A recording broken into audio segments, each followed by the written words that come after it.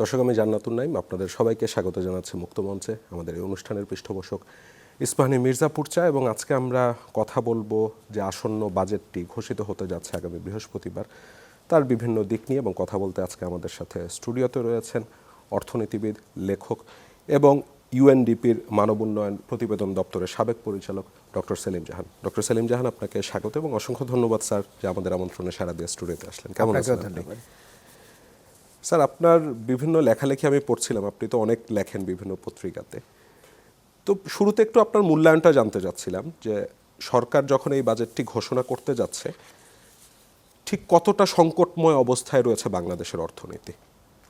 আমার মনে হয় যে আমি এটাকে সবসময় বলি যে এটা একটা সংকটের বাজেট, এবং এই সংকটের উৎস দুটো। একটি হচ্ছে বৈশ্বিক, কারণ আমরা এমন একটা সময় বাজেট প্রস্তাব যাচ্ছে জাতীয় সংসদে, তার আগে মধ্যপ্রাচ্য সংকট হয়েছে, ইরানের যুদ্ধ হয়েছে, এবং সবটা মিলিয়ে বাংলাদেশের জন্য বাইরে থেকে একটা সংকট আসছে। আমাদের জ্বালানি তেলের বৃদ্ধি, অর্থ আয় যাতে বাইরে থেকে যেটা আসে তার হ্রাস, আমাদের রপ্তানির ক্ষেত্রে নানান রকমের স্থবিরতা ইত্যাদি ইত্যাদি। আরেকটা সংকট হচ্ছে দেশজ, এবং দেশজ সংকটের প্রেক্ষাপটটা হচ্ছে যে আমরা বেশ কিছুদিন যাবৎ আমাদের অর্থনীতিতে একটা বিপর্যস্ত অবস্থার মুখোমুখি আছি। আমি বিপর্যস্ত বলছি এই কারণে যে যদি তাকাই তাহলে দেখব যে আমাদের প্রবৃদ্ধি 3-এর বেশি উঠছে না বেশ কিছুদিন যাবৎ। 4-5 বছর যাবৎ আমাদের মূল্যস্ফীতি 10-9 এই জায়গাতে আছে। বৈদেশিক মুদ্রার যে বিনিময় হার, সেটাও আমাদের যে খুব একটা পক্ষে যাচ্ছে তা নয়। কলকারখানা বন্ধ, এবং আমরা দেখতে পাচ্ছি যে নানান রকমের উৎপাদনের ক্ষেত্রে একটা স্থবিরতা আছে। তার সঙ্গে মানুষ একটা চাপের মুখে আছে, যে মানুষের যে স্বস্তি যেটা থাকা দরকার, জীবনযাত্রার মানে যে জাতীয় একটা মানে সচ্ছলতা থাকা দরকার, সেটা নেই। সেটা মূল্যস্ফীতির কারণে বলছেন? আমি মূল্যস্ফীতির কারণে বলছি, যেমন ইদানিং সময়ে জ্বালানির দাম বেড়ে যাওয়াতে পরিবহন ব্যয় বেড়ে যাবে, তারপরে ক্ষুদ্র এবং মধ্যম মানের যারা মানে শিল্প প্রতিষ্ঠান আছে তাদের ব্যয় বেড়ে যাবে ইত্যাদি। সুতরাং সার্বিক বিবেচনা যদি করি তাহলে আমি বলবো যে এটা হচ্ছে একটা সংকটকালের বাজেট। স্যার, এমন একটা সংকটকালীন বাজেট সরকার যখন দিতে চাচ্ছে, আমি দেখলাম যে এবার 6.5-এর মতন বোধহয় ধরেছে এক্সপেক্টেড গ্রোথ, এবং সেই সাথে আমি দেখছি যে এনবিআর-এর আমাদের যে ট্যাক্স জিডিপি রেশিও, সেটিও মনে হয় 10% না 11% বোধহয় ধরছে। আমার যেইটা আপনার ইনভেস্টমেন্টের যে রেশিও, সেটাও বেশ অনেকটা বাড়িয়ে ফেলার কথা বলছে। মানে বিষয়গুলো কি স্যার আপনার কাছে মনে হচ্ছে বাস্তবসম্মত কোনো, মানে তারা ধারণা রেখে বা বাস্তবসম্মত চিন্তা থেকে এই সব ট্র্যাজেক্টরিগুলি সেট করেছে? এটা খুব সুন্দর প্রশ্ন করেছেন। আসলে আমি মনে করি যে মানুষ তো স্বপ্ন দেখবেই, মানুষের উচ্চাভিলাষ থাকবে, কিন্তু স্বপ্নের সময় আপনি যাতে মাটিতে দাঁড়িয়ে থাকেন। তো সেই দিক থেকে যদি বলি যে যে 3টে বিষয়ের কথা আপনি বলেছেন, প্রবৃদ্ধি একটু আগে আমি বললাম যেটা 3 থেকে 4-এর মধ্যে ধরা যাক। তা আপনি যদি আগামী বছরে বা এই বছরে, সামনের অর্থ বছরে এটাকে 6-এর বেশি ধরেন, তার মানে এটা দ্বিগুণ হয়ে যেতে পারে। 1 বছরে বর্তমান দেয় যে অর্থনীতি আছে, যেখানে উৎপাদন কম, শ্লথতা আছে, আমরা কালকেই দেখলাম যে আবার আমাদের রপ্তানি সেটা কমে গেছে। তো সবটা মিলিয়ে এটাকে ঠিক বাস্তবসম্মত মনে হয় না যে প্রবৃদ্ধির হার। দ্বিতীয়, আপনি যেটা বললেন, যেটা আমাদের একেবারে চিরাতন সমস্যা, যে আমাদের কর হচ্ছে বা রাজস্ব হচ্ছে জাতীয় আয়ের 6-7% মতো, এবং এটা দক্ষিণ এশিয়ার মধ্যেই যে সর্বনিম্ন তা নয়, বিশ্বের অন্যান্য দেশের তুলনায় এটা খুবই কম। বহুদিনের পরেও এটাকে বাড়ানো যাচ্ছে না। তো সেইখানে আপনি যদি মনে করেন যে এই করের যে অনুপাত সেটা 6% থেকে 11 বা 12% হবে, কেমন করে হবে, কৌশলটা কি, যে সেটা যদি না বলতে পারি তাহলে এই সময়সীমার মধ্যে, এবং সময়টা খুব একটা দীর্ঘ নয়, এটাকেও আমার মনে হয় যে খুব একটা বাস্তবসম্মত নয়। তৃতীয় বলেছেন বিনিয়োগের কথা। এখন বিনিয়োগ কথা তো আমরা জানি, একটা দেশি বিনিয়োগ একটা বিদেশি বিনিয়োগ, এবং বিনিয়োগের ক্ষেত্রেও কতগুলো জিনিস যে কোনো বিনিয়োগকারী দেখে। একটা হচ্ছে অর্থনৈতিক প্রণোদনা, উদ্দীপনা, আপনি অর্থনৈতিক কী সুবিধা দিচ্ছেন সেটা তো নিশ্চয়ই, কিন্তু তার বাইরে বিনিয়োগ করার জন্য যে প্রক্রিয়া, সেখানে কত প্রতিবন্ধকতা আছে। আমি বিনিয়োগের আবেদন করার পরে, অর্থাৎ একটা শিল্প প্রতিষ্ঠান স্থাপন করার জন্য আবেদন করার পরে যদি 4 বছর লেগে যায় সেটার অনুমোদন পেতে, তাহলে বিনিয়োগকারী আপনার এখানে কেন আসবে? আর শেষ কথাটা হচ্ছে যে বিনিয়োগের জন্য একটা পরিবেশ দরকার। আমি অর্থনৈতিক পরিবেশের কথা বলছি না, যেমন একটা সামাজিক পরিবেশের দরকার আছে, আপনার পারিপার্শ্বিকতার পরিবেশের দরকার আছে। বিনিয়োগকারী যদি দেখেন যে তার নিরাপত্তার অভাব আছে, বিনিয়োগকারী যদি দেখেন যে তিনি বিনিয়োগ করার পরে তার শিল্প প্রতিষ্ঠানে হামলা হতে পারে চাঁদার জন্যে, আর বিনিয়োগকারী যদি দেখেন যে শ্রমিকদের অসন্তোষ আছে এবং তার একটা রাজনীতিকীকরণ হচ্ছে, তাহলে পরে তো আপনি এটা বোধহয় ধরে নিতে পারেন না যে এখন বিনিয়োগ যা আছে তা 31%, 32% জাতীয়ায়ন হয়ে যাবে কিছু দিনের মধ্যেই। স্যার, প্রতিটা বাজেটের তো একটা দর্শন থাকা উচিত, অবশ্যই উচিত, বা একটা সরকারেরও স্যার কাজকর্ম দেখে বোঝা যায় যে গভর্নমেন্ট আসলে কি করতে যাচ্ছে। তো এই সরকারের 3 মাসের যেই আর্থিক খাতে পরিবর্তন বলেন কিংবা আর্থিক খাতকে তারা যেভাবে এগিয়ে নিয়ে যাচ্ছে, সেইখান থেকে কি আপনি কোনো ফিলোসফি ডিরাইভ করতে পারেন নাকি? এবং সামনের যেই বাজেটটা, সেই বাজেটের দর্শনটা আপনার কাছে কি মনে হয়, কি হওয়া উচিত, কোন দিকে ফোকাস করা উচিত? আচ্ছা, আমি আপনার শেষের প্রশ্নটা আগে জবাব দিই। সেটা হচ্ছে আপনি বাজেটের দর্শনের কথা বলেছেন, অত্যন্ত গুরুত্বপূর্ণ একটা বিষয়। সরকারেরও অর্থনীতি নীতিমালার একটা দর্শন থাকা উচিত, পরিকল্পনার দর্শন থাকা উচিত। আমরা সবসময় একটা জিনিসে খুব ভুল করি বা বিভ্রান্ত হই, একটা হচ্ছে লক্ষ্য আর একটা হচ্ছে দর্শন। এই দুটো কিন্তু আলাদা জিনিস। আপনি যদি এখন আমাকে বলেন যে আমি চাই যে আগামী 1 বছরের মধ্যে বাংলাদেশের প্রবৃদ্ধি ধরুন 3 থেকে 6% হোক, সেটা হচ্ছে আপনার লক্ষ্য।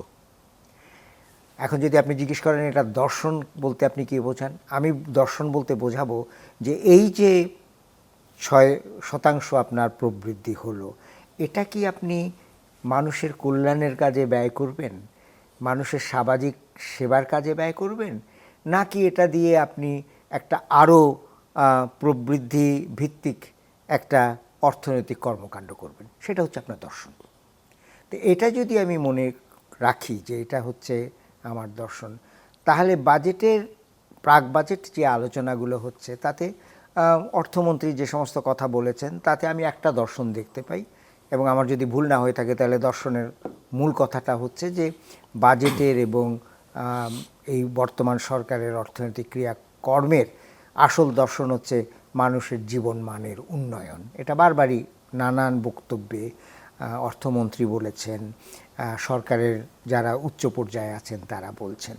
দর্শন হিসেবে এটা নিশ্চিতভাবে শুভ এবং এটাকে আমরা প্রত্যেকেই অভিনন্দিত করি।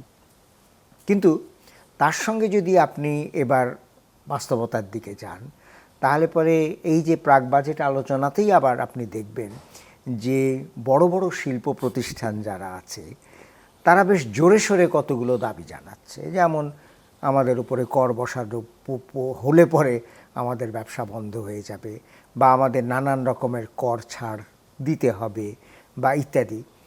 তখন চিন্তা করলে মনে হয় যে আসলে যে বাজেটে আমরা যে সমস্ত বিষয়গুলো নিয়ে আলোচনা করছি, যে মানুষের মান উন্নয়নের যেটা উপরের দিকে যাওয়া দরকার সেটাকে আমরা আরও উন্নীত করব, নাকি আমাদের বাজেটের দর্শন হচ্ছে যে আমাদের যে অর্থনৈতিক বৃত্ত যেটা আছে, অর্থনৈতিক যে রমরমা একটা অবস্থা আছে সেটাকে আরও উন্নীত করব।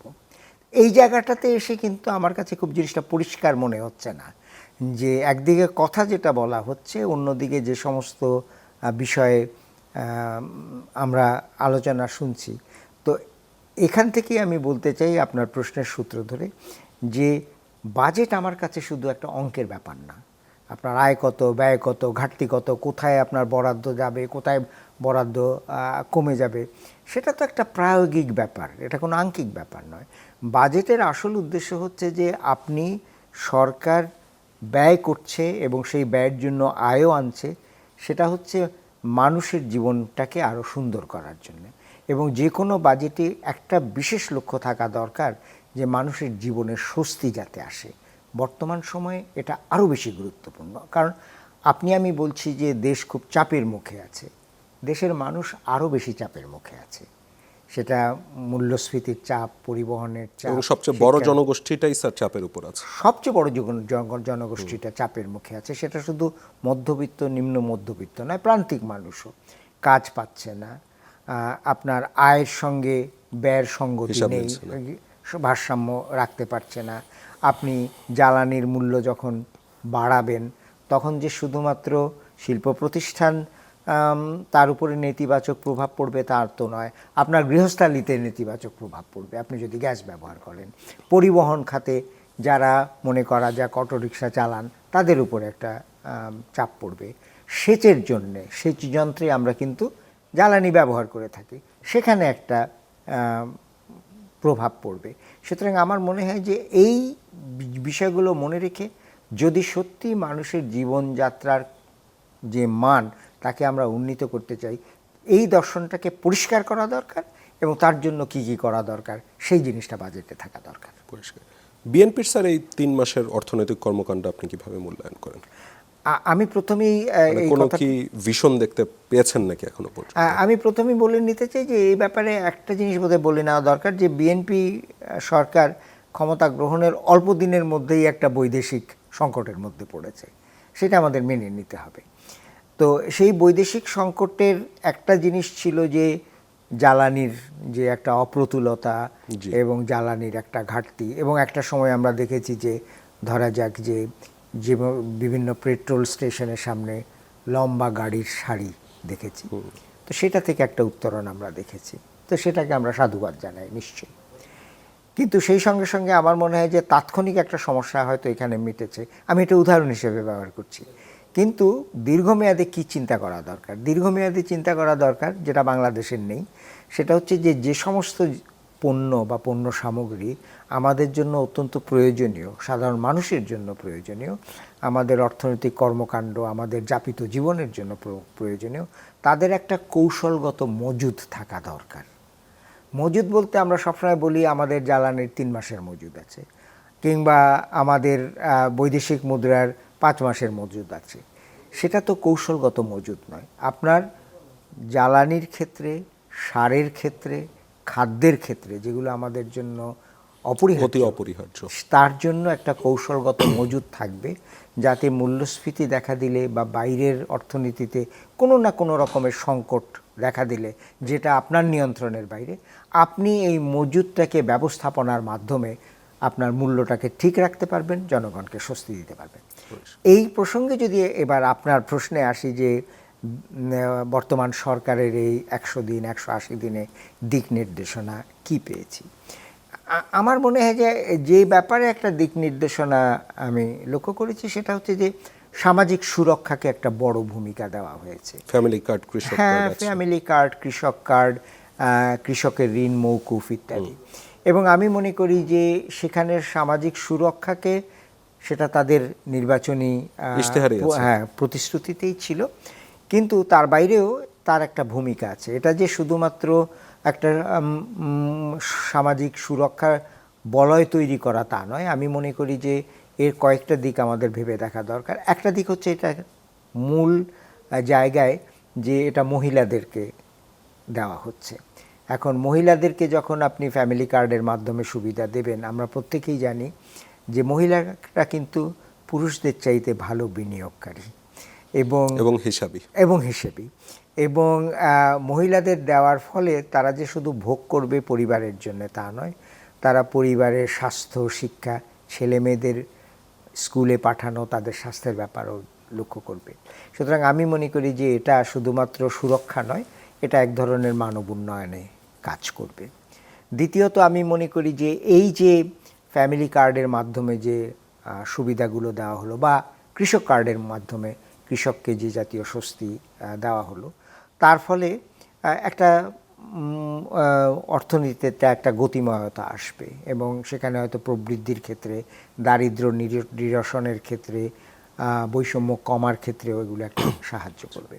কিন্তু তৃতীয় এবং যে শেষ কথাটা বলতে চাই যে সত্যিকার অর্থে আমরা যেগুলো পাচ্ছি সরকারের কাছ থেকে কতগুলো লক্ষ্য, ধরা যাক এত কোটি কর্মনিয়োজন বা এত কোটি কাজ সৃষ্টি করা হবে, এতজন মানুষকে এই জাতীয় সামাজিক সুরক্ষা বলয়ের মধ্যে আনা হবে, অন্যান্য বিষয়গুলো, কিন্তু কতগুলো কৌশল এবং কতগুলো নীতিমালা আমরা এখন দেখতে চাই।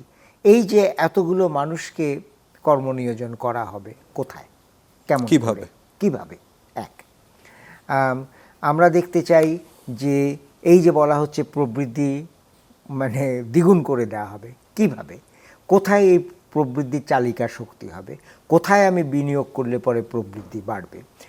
ইতিমধ্যেই হয়তো আপনি লক্ষ্য করেছেন যে অর্থনীতিকে প্রণোদনা দেওয়ার জন্যে, তাকে উদ্দীপনা দেওয়ার জন্যে 50,000 কোটি টাকার একটা বরাদ্দ করা হয়েছে। বাংলাদেশ ব্যাংক বিভিন্ন ব্যাংকের মাধ্যমে এটা দেবে। এটা কোথায় যাবে, কোন খাতে যাবে, এবং বন্ধ কারখানাগুলির জন্য স্যার দেখলাম। হ্যাঁ, নিশ্চয়ই বন্ধ কারখানাগুলোর জন্য দেওয়া হয়েছে, অবকাঠামোর জন্য দেওয়া হয়েছে, সৃজনশীল শিল্পের জন্য দেওয়া হয়েছে। তা এখন আমার কথাটা হচ্ছে যে কোভিডের পরেও কিন্তু এই জাতীয় প্রণোদনা দেওয়া হয়েছিল, এবং এর চাইতে অনেক বড় বেশি প্রণোদনা দেওয়া হয়েছিল, 1,00,000 কত হাজার কোটির জন্য। তো তখন আমরা দেখেছি যে সেই প্রণোদনাগুলো অন্য খাতে চলে গেছে। আমরা দেখেছি যে ওই প্রণোদনার অর্থ পেয়ে সেটা আবার তারা ঋণ হিসেবে অন্যকে দিয়েছে। তো এখন কথাটা হচ্ছে যে এখানে মূল্যায়ন কি করে হবে, নিরীক্ষণ কি করে হবে, সেটা একটা বড় ব্যাপার। খাতওয়ারি যদি আমি দেখি তাহলে পরে বারবারই বলা হচ্ছে যে আমরা সৃজনশীল খাতকে আমরা আরও বর্ধিত করব। গ্রামাঞ্চলে অনানুষ্ঠানিক খাত যেগুলো আছে, আমাদের কুটির শিল্প, যাত্রা, আমাদের সৃজনশীল অর্থনীতিতে দেখলাম 300 কোটি টাকা বরাদ্দ রাখছে। হ্যাঁ, তা এখন এটা কিন্তু কিছুদিন আগে আমি শুনেছিলাম 500 কোটি টাকা, এখন আমিও দেখলাম 300 কোটি টাকা। তা আপনি যদি মনে করেন যে আগামী অর্থনীতির, অর্থাৎ বাংলাদেশের আগামী অর্থনীতির এই সৃজনশীল খাতেই আপনার অন্যতম চালিকা শক্তি হবে এবং এখানে এসেই আপনি অর্থনীতির বৈচিত্র্যকরণ করবেন, তাহলে পরে 50,000 কোটি টাকার মধ্যে 300 কোটি বা 500 কোটি তো অনেক কম। অতএব আপনি অগ্রাধিকার কি করে নির্বাচন করছেন। এবং আমার মনে হয় যে বর্তমান সরকারের আগামী দিনগুলোতে, আমি যদি আগামী 100 দিন ধরি বা আগামী 180 দিন ধরি, আমি মনে করি যে বর্তমান সময় যে জাতীয় অবস্থার মধ্যে আমরা আছি, সব কিছু আমরা করতে পারবো না, একই সাথে করতে পারবো না। তাহলে পরে আগামী দিনগুলোর জন্যে যদি আমরা স্থির করি যে এই 5টি খাত, এই 5টি বিষয়ে আমাদের অগ্রাধিকার পাবে এবং তার জন্য আমরা অর্থ বরাদ্দ থেকে শুরু করে সমস্ত ব্যবস্থা নেব, তাহলে পরে আগামী 6 মাস পরে আপনি হয়তো দেখবেন যে আমরা যে জায়গায় পৌঁছতে পেরেছি 100% পৌঁছতে পারিনি, কিন্তু অন্তত অনেকখানি আমরা অর্জন করেছি। একটু আগে যেটা বলছিলেন যে যেহেতু দ্বিমুখী চাপে সরকার এখন রয়েছে, বৈশ্বিক চাপ আর একটা হচ্ছে আমার ইন্টারনাল যে চাপ, সে অবস্থায় স্বাভাবিকভাবে একটা কৃচ্ছমুখী সাশ্রয়ী বাজেটের কথা অবশ্যই উঠবে। তবে আমরা দেখলাম যে অলমোস্ট 9 লাখ কোটি টাকার একটা বাজেট আসতে যাচ্ছে। এখন আমি তো ধরেন ঠিক করলাম যে আমি এত টাকা খরচ করব, এই খরচ করতে গেলে তো আমার আয় করতে হবে। আয় করার একদম প্রধান মাধ্যম হচ্ছে আমার ট্যাক্স, যে ট্যাক্স স্যার আপনি বলছেন যে 7%। আমি অনেক আগে একবার একটা মানে দেখার খুব ইচ্ছা ছিল যে বাংলাদেশের চেয়ে কম কারা আছে। ইভেন আমি দেখলাম রুয়ান্ডা, উগান্ডা, এরাও বাংলাদেশের চেয়ে বেশি ভালো অবস্থা। তো এই ট্যাক্স জিডিপি রেশিও বাড়াতে যে দেখলাম যে প্রত্যক্ষ করে সরকার কখনোই যেতে পারে না, পরোক্ষ করের উপর থাকে। এবং আমার মতন যারা মধ্যবিত্ত আছে, আমার তো ডাবল ট্যাক্সেশন হয় ইনকাম ট্যাক্সের ক্ষেত্রে, আর এর বাইরে তো স্যার আমি ভ্যাট দেই। তার মানে এনবিআরকে যখন টার্গেট করতে হবে তখন দেখা যায় এসে চাপটা ওই মধ্যবিত্তের ঘাড়েই বেশি পড়ে। তার মানে কি স্যার এই যে সামনে একটা বিশাল আকারের বাজেট আসছে, যেই বাজেটের অর্থের সংস্থানের জন্য এনবিআরকে যেই টার্গেট দেওয়া হয়েছে, সেই টার্গেট তো তারা জীবনে কোনো দিন মানে কখন এনবিআর অ্যাচিভ করতে পারেন, এবার তো হায়েস্ট টার্গেট ইতিহাসে। আবার কি তার মানে স্যার মধ্যবিত্ত, নিম্নবিত্ত তাদের উপর প্রেশারটা পড়তে যাচ্ছে? এখন এটা আশঙ্কা করছে? আশঙ্কা, হ্যাঁ নিশ্চয়ই এটা আশঙ্কা যথাযথই। আমি 3টে কথা বলি। একটা কথা যার উল্লেখ আপনি করেছেন যে আমরা যদি আয়করের দিকে তাকাই তাহলে আমরা দেখতে পাবো যে যেটাকে আমরা কর ফাঁদ বলে থাকি আর কি, বা করের ভিত্তি, বহু মানুষ আয়কর দেওয়ার মতো ক্ষমতা রাখেন কিন্তু আয়করের মানে এই ফাঁদের কর জালে আনতে পারে না। কর জালে আনতে পারেন না। তা এখন কর জালে তো আনতে হবে, এর কোনো বিকল্প নেই। এখন কর জালে এনবিআর পারে না কেন স্যার, আপনার অ্যানালিসিসটা কি ক্ষেত্রে? এটা পারে না অনেকটা, এটা মানে রাজনৈতিক অর্থনীতির ব্যাপার। কারণ হচ্ছে যে কর জালে যদি আপনি বড় রুই কাতলাকে আনতে চান তখন এটা আনাটা মুশকিল হয়ে যায়। কারণ যারা ক্ষমতাধর তারা কখনোই কর যতখানি দেওয়ার দরকার ততখানি দেয় না। এবং আপনি যেটা বলেছেন যে এই যে পরোক্ষ কর, সেটার চাপ কিন্তু সাধারণ মানুষের উপরে হয়। কারণ আপনি কোনো জিনিস কিনতে গেলে, কোনো জিনিস ভোগ করতে গেলে এই করটা আপনি দিচ্ছেন। এখন কর জালের বিস্তার ঘটাতে সরকার কিংবা জাতীয় রাজস্ব বোর্ড সক্ষম হবে কি না, এটা শুধুমাত্র তাদের সদিচ্ছার উপরে নির্ভর করবে না, এটা একেবারে উচ্চতম পর্যায়ে একটা সিদ্ধান্তের উপরে নির্ভর করবে। এটা গেল একটা। এটা যদি আপনি করেন তাহলে পরে আস্তে আস্তে আপনার করের যে আওতাটা এবং রাজস্বের যে পরিমাণ সেটা বাড়বে। আরেকটা বিষয়, সেটা অনেক সময় আমরা বলি আবার বলিও না, কর ছাড়। এই যে কর ছাড় দেওয়া হয় এবং আপনি দেখবেন যে বাংলাদেশ অর্থনীতিতে এখন মোট কর ছাড় দেওয়া হচ্ছে 1,07,000 কোটি টাকা এবং এর মধ্যে কর্পোরেট কর ছাড় হচ্ছে 73,000 কোটি টাকা। এখন এই সব কর ছাড় এগুলো কি যৌক্তিক এবং এগুলো কি দিতেই হবে? তো এই যে আপনি যদি জিজ্ঞেস করেন যে এই কর ছাড় কমানো যাবে না, সেখানেও রাজনৈতিক অর্থনীতি আসবে। কারণ যেখানে কর ছাড় আপনার ছেড়ে দিতে হবে বা কর ছাড় সুবিধা দেওয়া যাবে না, তখন কিন্তু বড় বড় শিল্প প্রতিষ্ঠান এবং বড় বড় যে সমস্ত গোষ্ঠী আছে তাদের উপরে এটা চাপ পড়বে। এটা কতখানি সরকার এই ব্যাপারে এটাকে বাস্তবায়ন করতে পারবে, গেল 2 নম্বর। 3 নম্বর হচ্ছে যে এটার কথা আমরা সবসময় বলি, এটা আপনিও উল্লেখ করেছেন, যে কর আহরণের জন্য যে সমস্ত ব্যবস্থা আছে তার মধ্যে যথেষ্ট ফাঁকফোকর আছে এবং এই ফাঁকফোকরের মাধ্যমে কর ফাঁকি দেওয়ার প্রবণতাও যেমন আছে, সুযোগও তেমন আছে। এই কর ফাঁকি দেওয়ার মানে বিষয়গুলো যদি না বন্ধ করা যায় এবং এটা যদি কর নীতির মাধ্যমে বন্ধ না করা যায়, তাহলে পরে তো একটা বিশাল অংশ রাজস্ব বলুন সেইটা এইখান থেকে বেরিয়ে চলে যাবে, এটাকে আমরা ধরে রাখতে পারবো না। সুতরাং কর আহরণের যে দক্ষতা, সেই দক্ষতাটা আমাকে বাড়াতে হবে। আপনি যদি করের ক্ষেত্রে এই বিষয়গুলো, প্রত্যক্ষ করের ক্ষেত্রে এই বিষয়গুলো করেন, একদিনে আপনার প্রত্যক্ষ কর বাড়বে না কিংবা আমাদের কর জাতীয় আয়ের অনুপাত বাড়বে না, কিন্তু অন্ততপক্ষে এটা প্রতিষ্ঠিত হবে যে আমরা ঠিক পথে যাচ্ছি। অপ্রত্যক্ষ কর বা পরোক্ষ করের উপরে নির্ভরতা যদি আপনি কমিয়ে না নিয়ে আসতে পারেন এবং পরোক্ষ কর যদি না বাড়াতে পারেন, তা একদিকে যারা সাধারণ মানুষ বাড়াতে না পারেন, তাহলে একদিকে সাধারণ মানুষের উপরে চাপ পড়বে, আরেকদিকে আপনি যে বৈষম্যের কথা বলছেন একটা বৈষম্য কিন্তু থেকেই যাবে সেখানে। পরিষ্কার। স্যার, এনবিআর এর যে অ্যাপ্রোচ, সেই অ্যাপ্রোচ কি আপনার কাছে মনে হয় যে এটা কর বান্ধব একটা অ্যাপ্রোচ? মানে তাদের অ্যাপ্রোচ কি ঠিকঠাক আছে আপনার কাছে মনে হয়, যেভাবে তারা কর আহরণ করতে চায়? এই কর বান্ধব মানে ব্যবস্থা গ্রহণের জন্য কতগুলো জিনিস দরকার, যার কিছু কিছু আলোচনা প্রথমে হয়েছে, এখন পর্যন্ত তার বাস্তবায়ন হয়নি। আপনার মনে আছে যে অন্তর্বর্তীকালীন সরকারের সময় একটা প্রস্তাব হয়েছিল যে জাতীয় রাজস্ব বোর্ডকে 2 ভাগে ভাগ করা হবে। একটা ভাগ হবে যারা নীতি প্রণয়ন করবেন, আরেকটা ভাগ হবে যারা আহরণ করবেন। এখন পর্যন্ত সেটা হয়নি, হবেও না মনে হয়। তো সুতরাং যারা নীতি করছেন তারাই আহরণ করছেন, যারা আহরণ করছেন তারাই আবার নীতির ওপরে প্রভাব বিস্তার করছেন, এটা তো ইতিবাচক নয়। 1। 2 নম্বর হচ্ছে যে কর আহরণটাকে আরও সহজ যদি না করা যায়, যেমন আমরা অনুষ্ঠানের আগে আলাপ আলোচনা করছিলাম যে আমি কর দিচ্ছি কিন্তু আবার কর ফেরত পাওয়ারও তো একটা কতগুলো সুযোগ আছে। এই যে স্যার আমি একটা এআইটি দিই, এই টাকা তো আমি আজ পর্যন্ত ফেরত পেলাম, আমি আজ পর্যন্ত কাউকে শুনিনি যে তারা টাকা ফেরত পেয়েছেন। তো সুতরাং এই কর আহরণের যে সমস্ত প্রক্রিয়াতে প্রতিটি ঘাটে যে রকমের আইন করে রাখা হয়েছে, তো সেটা যদি আপনার হয় তাহলে পরে তো আমি কর প্রক্রিয়াকে বান্ধব বলে আমি মনে করব না।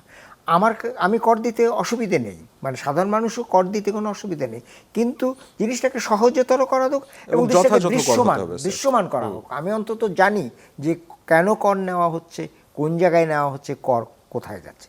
আর তৃতীয় কথা হচ্ছে যে আমি কর দিচ্ছি দেশের নাগরিক হিসেবে, এবং আমি কিন্তু কর দিচ্ছি এবং আমার উপরে কর কিন্তু আরোপ করা হয়েছে এই প্রত্যাশায় যে আমি এই করের সেবা পাবো, কতগুলো সেবা পাবো, সেটা শিক্ষার সেবা হতে পারে, স্বাস্থ্যের সেবা হতে পারে, ইত্যাদি হতে পারে।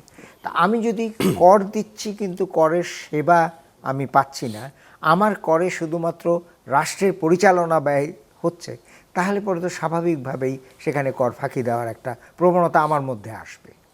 স্যার, ওই রাষ্ট্রের পরিচালনা ব্যয়ের কথায় মনে পড়লো যে নতুন পে স্কেল তো আসতে যাচ্ছে এবং বিশাল অঙ্ক সেখানে খরচ হবে।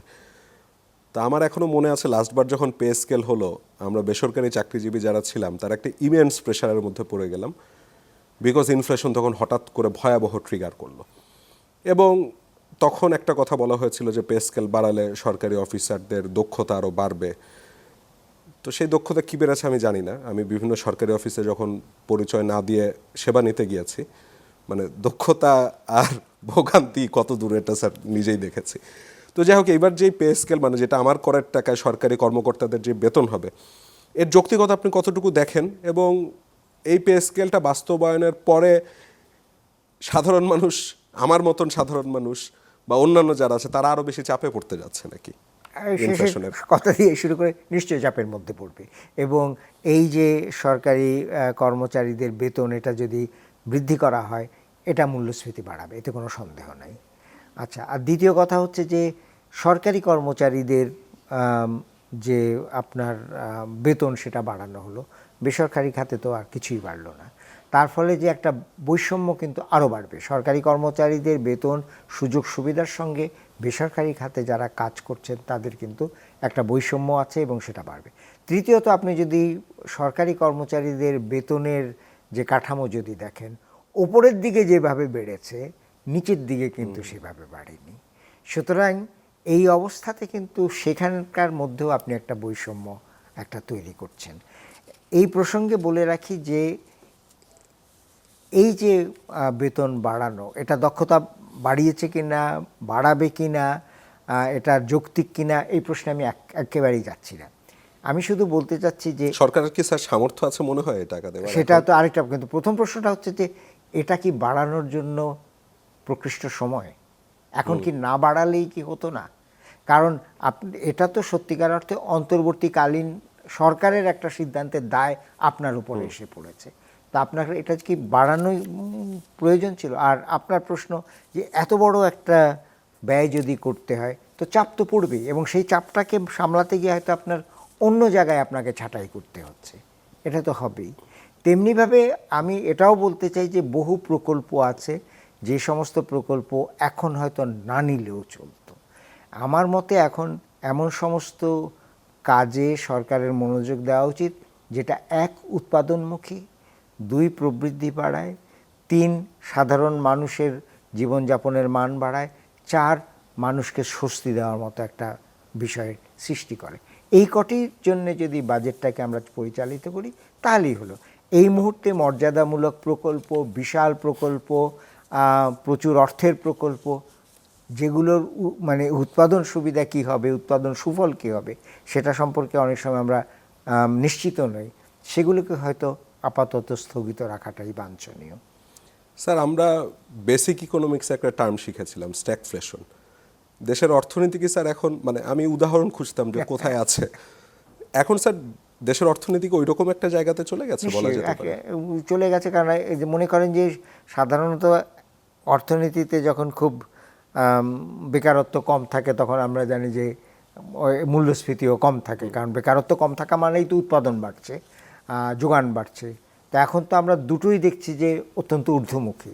একদিকে আমরা দেখছি যে মূল্যস্ফীতির কথা আমরা একটু আগে উল্লেখ করলাম যে আজকেই সংবাদপত্রে দেখলাম যে প্রায় 10% মতো। অন্যদিকে আপনি যদি বেকারত্বের দিকে তাকান তাহলে সরকারি ভাষ্যমতেই বলা হচ্ছে যে 30 লাখ লোক বেকার। এটা আমরা প্রত্যেকেই জানি যে এটা অবপ্রাক্কলন, এটা চাইতে অনেক বেশি। যতজন বিশ্ববিদ্যালয়ে সনদ নিয়ে বার হচ্ছেন তার অর্ধেকেরও কম বিভিন্ন জায়গায় কাজ খুঁজে পাচ্ছেন। তো এক অর্থে তো সেই জাতীয় একটা পরিস্থিতির মধ্যেই আমরা আছি। পরিষ্কার। স্যার, আমি বলছিলাম যে আপনার কোরবানিদের সময় একটা লেখা পড়ছিলাম, ধূসর এক বিষাদ স্মৃতি। তো সেইখানে আমি স্যার একটু কোট আনকোট করে দর্শকদের না, সুবিধার্থে বলতে যাচ্ছিলাম, মানে আপনি বলছেন যে আপনার এক প্রতিবেশী ছিল নওশাদ, তাদের গরুটা আপনাদের চেয়ে বড় থাকতো এবং এটা নিয়ে আপনার একটা মন খারাপ থাকতো, কিন্তু সে আবার আপনাদেরকে বোঝাতো যে একটা বড় গরু কিনেছি। তা আপনি লিখেছেন, অসমতা আর বৈষম্যের আমার প্রথম একটি পাঠ ওই কোরবানির ঈদেই। সে কথা মনে হলে সুনীল গঙ্গোপাধ্যায়ের কেউ কথা রাখেনি কবিতার ওই লাইনটার কথা ভাবি। বাবা আমার কাজ ছুঁয়ে বলেছিলেন, দেখিস একদিন আমরাও। আপনার স্যার আরও একটা আমি লেখা পড়ছিলাম যে 55 বছরেও কেউ কথা রাখেনি, হ্যাঁ। এবং সেখানেও বলছেন যে মানে এই যে আমাদের একটা স্বপ্ন ছিল স্বাধীনতার পরের যাত্রায়, সেই কথাগুলো আর কেউ রাখলো না। এই অসমতার বৈষম্য যেটা আপনি আপনার ছোটবেলায় দেখেছেন, যেটা হয়তো আপনার বাবারা দেখেছে, যেটা আমরা এখন এসে দেখছি, এই অসমতার বৈষম্য স্যার কখনো কি কেউ কাটানোরই চেষ্টা করলো না, নাকি কাটানোটা কারো পক্ষে সম্ভব হয়ে উঠলো না? আমি দুদিক থেকে জবাবটা দিই। একটা হচ্ছে যে অসমতা বৈষম্য সেটা সর্বকালে ছিল, এটার কোনো এদিক সেদিক নেই। আপনি যদি ঈশ্বরের কথায় বিশ্বাস করেন তাহলে পরে আমি যেই মেধা নিয়ে জন্মগ্রহণ করেছি, অধ্যাপক অমর্ত্য সেন তার চাইতে অনেক বেশি মেধা নিয়ে জন্মগ্রহণ করেছেন, তো জন্মেই তো একটা বৈষম্য আছে, তো সেটার কথা হচ্ছে না। কিন্তু কথাটা হচ্ছে যে বৈষম্য সব সময় ছিল। আমাদের সময়কার যে অবস্থা এবং বর্তমান সময়ে যে মানে অবস্থা, সেখানে পার্থক্যটা হচ্ছে আমাদের সময়ে আমাদের চারদিকে অর্থের এবং বিত্তের উলঙ্গ প্রকাশ এবং প্রদর্শনী ছিল না। আমরা জানতাম কারা বিত্তবান, কারা ধনী, নওশাদদের মতো কারা বিশাল গরু কোরবানির সময় আনতে পারে। ছোটবেলায় হয়তো বালক হিসেবে সে সেটা বলেছে, কিন্তু সমাজে এই যে বৈষম্যের একটা প্রদর্শনী, যে আমার এত আছে, আমি ঈদের দিন আমার 3 রকমের কাপড় আমি পরি, আমার এত বড় কোরবানি আমি দেই, এইটার প্রকাশটা ছিল না, এক। আর দুই, আমি মনে করি যে তখন সব মানুষেরই, নিরন্ন মানুষের, প্রান্তিক মানুষের, দরিদ্র মানুষের একটা মানবিক মর্যাদা ছিল, যেটা সমাজ তাকে দিত, যেটা অন্য মানুষেরা দিত। বর্তমান সময়ে এসে যেটা হয়ে গেছে সেটা হচ্ছে যে যে জাতীয় একটা যূথবদ্ধতা আমাদের ছিল, যে জাতীয় একটা সম্পর্ক ছিল, সেখানে অর্থের কৌলিন্যের ভেদাভেদ ছিল, এটা আমি অস্বীকার করছি না, বা সম্পত্তি বা বিত্তের ভেদাভেদ ছিল, কিন্তু মর্যাদার ক্ষেত্রে এবং নিজেদের মানে অর্থের প্রদর্শনীর ক্ষেত্রে আমরা একটা পরিসীমা বা সীমারেখা আমরা মেনে চলতাম। স্যার বৈষম্য তো বেড়েছে এখন। হ্যাঁ, এইটা দ্বিতীয় প্রশ্নে আমি আসছি। বৈষম্য তখন যেটা ছিল সেইটার যে আপনার মান বা গুণগত দিক, তার তুলনায় বৈষম্য অনেক বেড়ে গেছে, অনেক, অল্প স্বল্প না। এবং একটা জায়গায় কিন্তু তখন যে মানে বৈষম্য যে জায়গায় হয়তো কম ছিল এখন বেড়েছে, সেটা হচ্ছে যে ফলাফলের বৈষম্য তখনও ছিল, ফলাফলের বৈষম্য এখনও আছে, কিন্তু তখন কিন্তু সুযোগের বৈষম্য এতটা ছিল না। তখন বেশিরভাগ জায়গায় সরকারি স্কুল ছিল, বেশিরভাগ পরিবারের সন্তানেরা, সেটা বিত্তবান পরিবারই হোক, মধ্যবিত্ত পরিবারই হোক, সরকারি স্কুলে যেত, বেশিরভাগ জায়গায় সরকারি হাসপাতাল, সবাই সেখানে যেতেন। আজকের বাংলাদেশে আপনি শিক্ষার ক্ষেত্রে দেখবেন যে ত্রিধারার শিক্ষা আছে, সরকারি শিক্ষা, বেসরকারি শিক্ষা, ইংরেজি মাধ্যমের শিক্ষা এবং ধর্মীয় শিক্ষা। স্বাস্থ্যেও ত্রিধারা, সরকারি হাসপাতাল, বেসরকারি ক্লিনিক, আরও যারা বিত্তবান দেশের বাইরে থেকে স্বাস্থ্য সুবিধা নেওয়া। তো এই জাতীয় একটা আপনি যদি একটা দেশের মধ্যে যেগুলো আপনার মৌলিক অধিকার, সেখানে যদি আপনি ত্রিধারা, 4 ধারার ব্যাপারটা রেখে দেন, তখন কিন্তু একটা সুযোগের বৈষম্য হয়। শেরপুরের যে ছেলেটা যে সুযোগ পাচ্ছে, ঢাকায় একটা বিরাট বিশিষ্ট স্কুলের ছেলেটা তার চাইতে অনেক বেশি সুযোগ পাচ্ছে। সুতরাং এখানকার ছেলেটা যেই দক্ষতা নিয়ে বার হচ্ছে, ওখানকার ছেলেটা সেই দক্ষতা নিয়ে বার হচ্ছে না। কর্মনিয়োজনে তার বৈষম্য হবে, আয় তার বৈষম্য হবে। এই সুযোগের বৈষম্যটা কিন্তু তখন আমাদের সময় সেটা ছিল না। পরিষ্কার স্যার। স্যার বৈষম্যের কথা থেকেই মাথায় আসলো যে গভর্নমেন্টের এখন প্রচুর ঋণ, এবং আমি আপনার একটা লেখা পড়ছিলাম যে ঋণের জেলে আটকা সরকার এগোনোর পথ কি।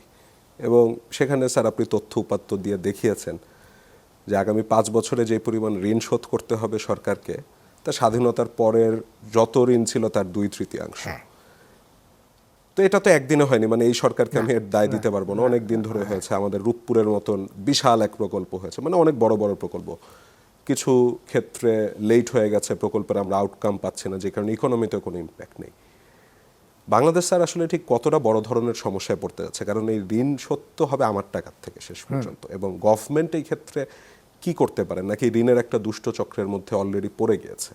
না, ঋণে প্রথমত হচ্ছে যে ঋণের পরিমাণ বিশাল হয়ে গেছে এবং ঋণ পরিশোধের, কারণ আপনাকে তো সুদ দিতে হচ্ছে, সেটাও আপনার বিশাল হয়ে গেছে। তা এখন সব সময় আন্তর্জাতিক মুদ্রা ভান্ডারের একটা নির্ণায়ক আছে, একটা জায়গায় তারা বলে যে ঋণের ঝুঁকিটা বেশি হয়ে গেছে কিনা। তো বর্তমানে বাংলাদেশ যে জায়গায় আছে সেটা কিন্তু ঋণের বা বজায়যোগ্য ঋণের মাত্রা ছাড়িয়ে যায়নি, কিন্তু তার খুব কাছাকাছি চলে গেছে। 1। 2 নম্বর, আপনি কিন্তু বৈদেশিক ঋণ ফেরত দিতে হবে আপনাকে কিন্তু বৈদেশিক মুদ্রায়, আপনি নিজের মুদ্রায় দিতে পারবেন না। এবং সেই সঙ্গে সঙ্গে যেটা হয়েছে যে প্রত্যেকটা আন্তর্জাতিক প্রতিষ্ঠান এবং বহুমাত্রিক যে সমস্ত দাতা গোষ্ঠী, দ্বিপাক্ষিক দাতা গোষ্ঠী, তারা সুদের হার বাড়িয়েছে এবং সুদ যে ঋণের মেয়াদকাল বা রেয়াত ফেরত দেওয়ার সেই সময়টা কমিয়ে দিয়েছে। তো তার ফলে চাপটা আপনার উপরে অত্যন্ত বেশি, এবং আমি মনে করি যে এই ঋণের চাপ মেটানোর জন্যে নতুন করে যাতে আমাকে ঋণ না নিতে হয় সেটার দিকে নজর দিতে হবে। বাট গভর্নমেন্ট তো স্যার নিচ্ছে, আমি যতদূর জানি, হ্যাঁ মানে নিচ্ছে, না সেটা তো নিশ্চয়ই, কারণ আপনি দেখছেন যে আন্তর্জাতিক মুদ্রা ভান্ডারের সঙ্গেই নতুন $6 বিলিয়ন ঋণের কথা হচ্ছে, ঋণ তো নিচ্ছে। কিন্তু আরেকদিকে হচ্ছে যে এই যে ঋণ নিচ্ছি কেন, ঋণ নিচ্ছি কারণ আমার নানান প্রকল্প আমি বাস্তবায়িত করতে চাই, এবং সেই প্রকল্পের মধ্যে আমার অনেক প্রকল্প আছে যেটা উৎপাদনের ক্ষেত্রে কতখানি সুফল দেবে আমরা জানি না, সবাই কর্ণফুলীর টানেলের কথা বলেন। তো এইখানে আমার মনে হয় যে বর্তমানে সারা বিশ্বের যে আর্থিক কাঠামো এটা কিন্তু বদলে গেছে। আপনি আগামীতে আন্তর্জাতিক সংস্থা বলুন, উন্নত দেশগুলো বলুন, সেখান থেকে ঋণ আর পাবেন না, কারণ তাদের অর্থনীতি একটা চাপের মুখে আছে। এবং সেই সঙ্গে সঙ্গে দেখা যাচ্ছে যে তাদের অর্থনীতির যে দৃষ্টিভঙ্গি সেটা পাল্টেছে, সবাই অন্তর্মুখী হয়ে যাচ্ছে এবং তারা বহির্মুখী নয়। সেই জন্য আমি প্রায়শই বলি যে রাজনৈতিক জাতীয়তাবাদের মতো বিশ্বে এখন একটা অর্থনৈতিক জাতীয়তাবাদ আসছে, যেখানে আমি আমারটা দেখব, বাইরের কি হচ্ছে তাকে দান করা, তাকে অনুদান করা এটা আমার কাজ না। আমি বহুপাক্ষিকভাবে সমস্যা মেটাবো না, আমি দ্বিপাক্ষিকভাবে অন্য একটি দেশের সাথে সমস্যা থাকলে এটা মেটাবো। এই অন্তর্মুখী একটা মনোভাবের কারণে কিন্তু আপনার ঋণের বাজারে বলুন, আপনার সামগ্রিক বাজারে বলুন, আপনি যে জাতীয় সুবিধা পাচ্ছেন সেটা আর পাবেন না। তাহলে পরে আপনার দেখতে হবে যে আসলে পুঁজিবাজার যেটা বিস্তার লাভ করছে বর্তমানে বিশ্বে, সেই পুঁজিবাজার থেকে আপনি আপনার প্রয়োজনীয় অর্থায়নটা জোগাড় করতে পারেন কিনা। আপনি বাংলাদেশের পক্ষে কোনো ট্রেজারি বিল, বাংলাদেশের পক্ষে কোনো বন্ড, এগুলোকে যদি সরকার এটার নিরাপত্তা দেয়, সরকার এটার পেছনে থাকে, সেইগুলোকে সেই বাজারে বিক্রির মাধ্যমে আপনি অর্থায়ন করতে পারেন কিনা, এটা কিন্তু দেখতে স্যার বাংলাদেশের ট্রেজারি বিল বন্ড বাইরের কে কিনবে স্যার? না, এখন সেইটার জন্যই তো আপনার একটা জোর প্রচেষ্টা চালাতে হবে। আমি তো মনে করি যে আমরা কূটনীতি বলতে সবসময় রাজনৈতিক কূটনীতি বলি, অর্থনৈতিক কূটনীতিও তো করতে হবে। এবং ঠিক সেইভাবে দেশের মধ্যেও আমরা সবসময় বলি যে শিল্প প্রতিষ্ঠান ব্যাংকের কাছ থেকে ঋণ নেবে, যারা 100 কোটি 200 কোটি 50 কোটি এই জাতীয় ঋণ যারা নিচ্ছেন, হ্যাঁ নিশ্চয়ই তারা ব্যাংকিং খাত থেকে নেবেন। যার 5,000 কোটি টাকার ঋণ নিচ্ছেন, তা সে যদি ব্যাংকিং খাত থেকে ঋণ নেয়, তো ব্যাংক খাতের তো আর কাউকে অর্থ দেওয়ার মতো সামর্থ্য থাকবে না। তাহলে আপনার দেশজ পুঁজিবাজারকেও আপনার এটাকে যে কারণে স্যার পুঁজিবাজারও উঠে না, কারণ ইনভেস্টমেন্ট হয় না। বুঝেছি স্যার। স্যার এই বাজেটের আরেকটা বড় দিক হতে যাচ্ছে জ্বালানি, যেহেতু দাম বৃদ্ধি পেয়েছে, একটা বড় ভর্তুকি সেখানে যাবে, একটা বড় ভর্তুকি যাবে কৃষিতে, সার কেনায়। কেউ কেউ বলছেন, মানে IMF এর তো একটা চাপ সারা জীবনই ছিল যে ভর্তুকি কমাইতে হবে, বাট এই যে গভর্নমেন্টকে এই ভর্তুকিটা দিতে হবে এবং একটা বড় খরচ করতে হবে, এই বিষয়টিকে আপনি কিভাবে দেখেন স্যার? আমি মানে আন্তর্জাতিক মুদ্রা ভান্ডারের ওখান থেকেই শুরু করি। তারা সব সময় ভর্তুকি কমাতে বলে এবং তাদের ঋণ যখন দেয় বিভিন্ন দেশে তার বিভিন্ন শর্তের মধ্যে একটা থাকে যে অর্থনীতিকে স্থিতিশীল করতে হবে, মূল্যস্ফীতিকে 3% নিচে রাখতে হবে, ভর্তুকি কম করতে হবে, জিডিপি রেশিও বাড়াতে হবে, আর্থিক সংস্কার করতে হবে ইত্যাদি কেতাবি কথাবার্তা হ্যাঁ, যেগুলো। এবং এগুলো তারা সবসময় বলে। এখন আমাদের এখানে যে ভর্তুকি যেটা দেওয়া হচ্ছে, আমার মনে হয় যে প্রথমেই আমাদের জানা দরকার, কারণ আমরা খুব ঢালাওভাবে ভর্তুকি শব্দটা ব্যবহার করছি।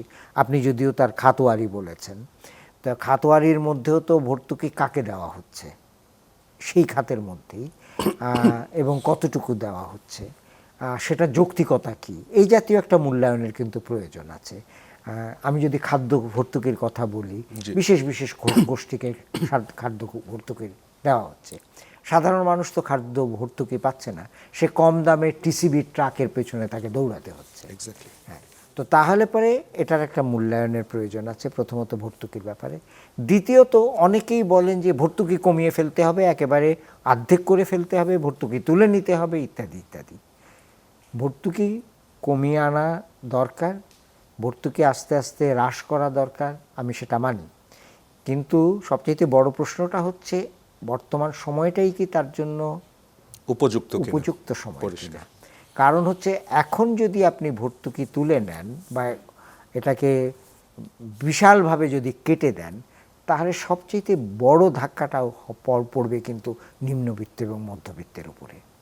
কারণ জ্বালানির উপরে যদি দাম অতিমাত্রায় বেড়ে যায়, তাকে জ্বালানির এই দামটাকে বহন করতে হবে। আপনি সারের উপরে যদি ভর্তুকি তুলে নেন, তাহলে কৃষকের উপরে এটার একটা নেতিবাচক প্রভাব পড়বে, আমাদের খাদ্য নিরাপত্তার উপরে নেতিবাচক প্রভাব পড়বে। সুতরাং আমি মনে করি যে ভর্তুকিটা কমিয়ে আনা দরকার, সেটা কোনো সন্দেহ নেই, কিন্তু এটাকে ধাপে ধাপে করা দরকার। এবং এখন this not the right time. এবং কার উপরে ভর্তুকি দিচ্ছেন? কারণ একটি গবেষণায় দেখেছি যে জ্বালানির উপরে যে ভর্তুকি দেওয়া হয় তার 45% যায় ধনিক শ্রেণীর কাছে। আচ্ছা, তো তাহলে পরে এটা যদি হয়, তাহলে আপনি কোথায় ভর্তুকি কাটবেন সেটা তো আপনাকে দেখতে হবে। 50 ইউনিট যিনি বিদ্যুৎ ব্যবহার করেন, তার উপরে যে রকমের ভর্তুকি আপনি কাটতে চান, যিনি 1000 ইউনিটের উপরে বিদ্যুৎ ব্যবহার করেন, আপনি কি একইভাবে কাটবেন? পরিষ্কার।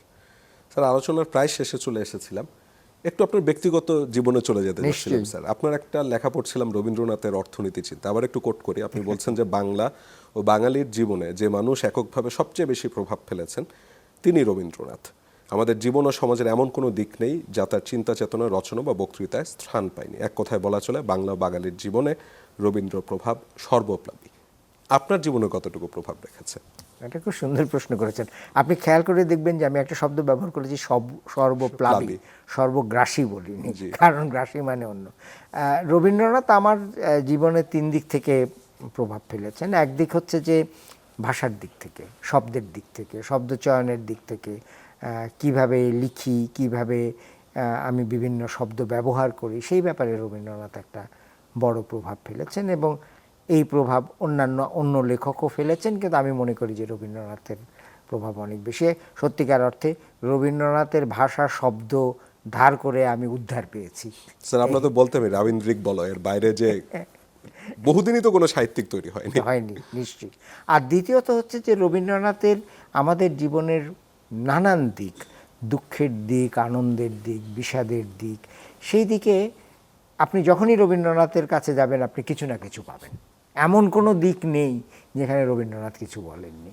তো বিভিন্ন সময়ে আমার ব্যক্তিগত জীবনের দুঃখে বা আনন্দে বা বিষাদে রবীন্দ্রনাথ আমাকে উদ্দীপ্ত করেছেন। আমি তার কাছ থেকে সাহস পেয়েছি এবং আমি তার কাছ থেকে প্রেরণা পেয়েছি। সেই দিক থেকে রবীন্দ্রনাথের কাছে আমি ঋণী। আর তৃতীয় যে দিক থেকে আমি মনে করি যে রবীন্দ্রনাথ আমাকে প্রভাবিত করেছেন, সেটা হচ্ছে যে রবীন্দ্রনাথ একজন মানবতাবাদী মানুষ এবং আন্তর্জাতিক মানুষ, এবং তার মানবতার যে সমস্ত বিষয়গুলো তার শুধু কবিতা বা গল্পে নয়, তার সভ্যতার সংকট আমরা যদি পড়ি প্রবন্ধটা, তার মধ্যেও আছে। তো বর্তমান বিশ্বে আমার মনে হয় যে এর প্রাসঙ্গিকতা খুব বেশি, কারণ বর্তমান বিশ্বে আমরা হানাহানি, সংঘাত, মানুষে রেষারেষি, অসহনশীলতা, সহিংসতা সন্ত্রাস এগুলো এত বেশি বেড়ে গেছে যে আমরা আসলে মানবতাবাদী হতে ভুলে গেছি। তো সেই জায়গায় আমার কাছে মনে হয় যে রবীন্দ্রনাথের কাছ থেকে আমি বহু কিছু প্রেরণা পাই। স্যার, আপনার ওই যে ধূসর এক বিষাদ স্মৃতি, তো সেটা পড়তে যে আমি যেটা বুঝলাম যে আপনি বলছেন যে গরু তো কিন্তু আবদার করতাম 2 সপ্তাহ আগের থেকে, কিন্তু বুঝতেন যে বাবার ওই সময়ের একটা এক্সট্রা মানির জন্য ওয়েট করতে হতো। তো ছেলেবেলাটা তো স্যার বরিশালে কেটেছে আপনার, স্কুল কলেজ দুটোই। কেমন ছিল ওই সময়টা? এই সময়টা আমি যদি আপনাকে বলি তাহলে আপনি একটু রাগ করতে পারেন, তবু বলি ওই সময়টা যে দেখেনি এটা তার জন্য একটা বিরাট ক্ষতি। কারণ ওই সময়টায় অনেকগুলো ব্যাপার ছিল। একটা ছিল যে জীবনযাত্রা তো অনেক বেশি সহজ ছিল। আমরা এখন জীবনযাত্রাটাকে যত কঠিন এবং জটিল করে ফেলেছি, বিভিন্ন বিষয়ের প্রতি আমরা এত বেশি মনোযোগী, এত বেশি উদ্ভ্রান্তভাবে ছুটি, সেইটা ছিল না। সেটা একটা দিক। দ্বিতীয়ত পরিবার তখনও ছিল, এখনও ছিল, কিন্তু পরিবারের গঠন অন্যরকম ছিল। আমরা যে পরিবারের মধ্যে বড় হয়েছি সেটা একক পরিবার নয়, আমার বাবা মা আমার ভাই বোন তা নয়, সেখানে অনেক মানুষ ছিলেন, আত্মীয়, দুঃসম্পর্কের আত্মীয়, গ্রামের মানুষ, সবাইকে মিলে একটা পরিবারের, এবং সবার সাথে স্যার সবার যোগাযোগটা ছিল। সবার সাথে সবার যোগাযোগ ছিল। এবং তার ফলে যেটা হয়েছে যে এখন যেটা দেখি যে এক, আমরা কখনো নিঃসঙ্গ বোধ করিনি, আর দুই, আমরা সত্যিকার অর্থে আমাদের বিভিন্ন সময় বিভিন্ন মানে নেতিবাচক অবস্থায় আমাদের যাওয়ার একটা জায়গা ছিল। বাবা মা রাগ করেছেন, তো তাহলে পরে আমরা নানা নানির কাছে চলে গেছি, পরিবারের লোক রাগ করেছেন, প্রতিবেশীর কাছে চলে গেছি ইত্যাদি। আর তৃতীয়ত কতগুলো প্রতিষ্ঠান তখন যেগুলো ছিল, যেটা আমাদের মধ্যে একটা কি বলবো যূথবদ্ধতা সৃষ্টি করেছে, যৌথতা সৃষ্টি করেছে, সেগুলো নষ্ট হয়ে গেছে। যেমন পাড়া বলে একটা জিনিস ছিল, এবং আমি এখনও বলি যে আমার অভিভাবক আমার বাবা মা ছিলেন না, আমার অভিভাবক ছিলেন আমার পাড়ার যারা আমরা বয়োজ্যেষ্ঠ বলি তারা। কোনো একটা অন্যায় হলে তারা আমাদেরকে শাসন করেছেন, কোনো একটা বিষয় কিছু একটা হলে পরে তারা আমাদেরকে উৎসাহ দিয়েছেন। পুকুর বলে একটা ছিল, যেমন এখন সাধারণ ছেলে মেয়েদেরকে পুকুর বললে তারা কিন্তু জানবে না যে পুকুর কি ঢাকা শহরে। তো এই যে একটা স্বচ্ছন্দ প্রাকৃতিক সরল পরিবেশে মানুষ হওয়া, এইটা আমার মনে হয় যে আমাদেরকে মানে এই জায়গায় পৌঁছতে সাহায্য করেছে। আমাদের বহু আপনার উপকরণ ছিল না, আমাদের মুঠোফোন ছিল না, আমাদের আইপ্যাড ছিল না, আমাদের কাগজে কলমে লিখতে হতো, তো ইত্যাদি বহু কিছু ছিল না। কিন্তু আমরা খুব ছোট ছোট জিনিসের মধ্যে আনন্দ পাওয়ার ব্যবস্থাটা আমরা করে নিয়েছি বিভিন্ন সময়, যেগুলো আপনারা চিন্তাও করতে পারবেন না। জুতোর কালির উপরের যে ঢাকনা, সেটার সাথে একটা লম্বা কাঠি বেঁধে আমরা সেটা দিয়ে গাড়ি বানিয়েছি। আমরা আমাদের বন্ধুদেরকে সুপারি পাতার যে খোল পড়ে যেত সেটার উপরে বসিয়ে সেটা টেনে সেইটাতে আমরা আনন্দ পেয়েছি। তো এই যে নির্মল আনন্দ, স্বাভাবিক খুব ছোট ব্যাপার থেকে আনন্দ, আমি মনে হয় যে মানুষের ব্যক্তিগণ্ডকতা দূর করার জন্য এবং মানুষের মনের মধ্যে একটা শান্তির জায়গা তৈরি করার জন্য এটা খুব দরকার। স্যার, শেষ একটা প্রশ্ন করতে চাচ্ছিলাম। আপনি তো এরপর বরিশাল থেকে ঢাকায় আসলেন, ঢাকা বিশ্ববিদ্যালয়ে পড়লেন, পড়ালেন, এরপর বিশ্বের বিভিন্ন বিশ্ববিদ্যালয়ে পড়ালেন, জাতিসংঘে কাজ করলেন। এত কিছু করে স্যার দেশে আবার ফেরত আসলেন কেন? সব মানুষকে শেকড়ের টানে ফেরত আসতে হয়, এবং যে মানুষ তার শেকড়কে অস্বীকার করে সে আসলে পূর্ণাঙ্গ মানুষ না। প্রথমত মনে রাখা দরকার যে আমি বর্তমানে যে জায়গায় দাঁড়িয়ে আছি তার পেছনে এই দেশ এবং এই দেশের মানুষ এবং আমার কাছের মানুষের অবদান অনেক বেশি। আমি মফস্বল শহরের ছেলে এবং আমি খুব বিত্তবান পরিবারের ছেলে নই, আমি মধ্যবিত্ত পরিবারের ছেলে। তো সেই সমস্ত জায়গা থেকে বহু মানুষ তার চেষ্টা দিয়ে, ত্যাগ দিয়ে নানানভাবে আমাকে তৈরি করেছেন এখানে আসার জন্যে। আমি সবসময় মনে করি যে সমাজের প্রতি আমার একটা দায়বদ্ধতা আছে, এবং কাজের জন্য, অন্যান্য ব্যাপারের জন্যে আমি যদি বাইরেও থাকি, একটা সময় আমাকে দেশে আসতে হবে, কারণ দেশ থেকে আমি অনেক কিছু নিয়েছি, এখন হচ্ছে দেশকে আমার দেওয়ার সময়। সেই কারণে। আর দ্বিতীয়ত, আপনি যখন আমার বয়সে পৌঁছবেন তখন দেখবেন যে যতই আপনার বয়স বাড়ছে, যতই একটা বয়সে আপনি যাচ্ছেন, তখন দেশ, আপনার বন্ধুবান্ধব, আপনার কাছের মানুষ, এরা আপনার খুব বেশি প্রিয়জন হয়। একটা সময় মধ্যজীবনে, এখন আপনি যেখানে আছেন, আপনার পেশার জন্যে, আপনার জীবনের লক্ষ্যের জন্যে আপনাকে ছুটতে হচ্ছে, বিভিন্নভাবে ছুটতে হচ্ছে। আপনি আরও খ্যাতিমান হতে চান, আপনি আরও উপরের দিকে যেতে চান, তখন আপনার আশেপাশে তাকানোর কোনো সময় নেই। কিন্তু একটা সময় যখন আসবে, যখন আপনার এই সব কিছু চলে যাবে, সম্পূর্ণ সময় আপনার, তখন আপনি কিন্তু খুঁজবেন যে কারা বন্ধু ছিল, কোথায় আগে আমি যেতাম, কি বই আমি পড়তাম, কীভাবে। তো সেই জায়গাটাকেই আমি শেকড় বলি। তো এই শেকড়ের কাছে সব মানুষকেই ফেরত আসতে হয় শেষ পর্যন্ত। যার জন্য কেন মানুষ বলে যে আমার মৃত্যুর পরে আমাকে দেশের মাটিতেই আমার যেন স্থান হয়, এটা কিন্তু বলে কী কারণে? মাটি তো মাটি, কিন্তু ওই শেকড়ের কাছে ফেরত আসার জন্যই। স্যার, আপনাকে অসংখ্য ধন্যবাদ, আজকে আমাদেরকে এতক্ষণ সময় দিলেন। অনুষ্ঠানটা আজকে এখানে শেষ করতে যাচ্ছে। আপনাকেও ধন্যবাদ নোমান। দর্শক, এরই সাথে শেষ করছে আজকের মুক্তমঞ্চ। যারা এতক্ষণ আমাদের সাথে ছিলেন তাদের সবাইকে অসংখ্য ধন্যবাদ। শুভরাত্রি।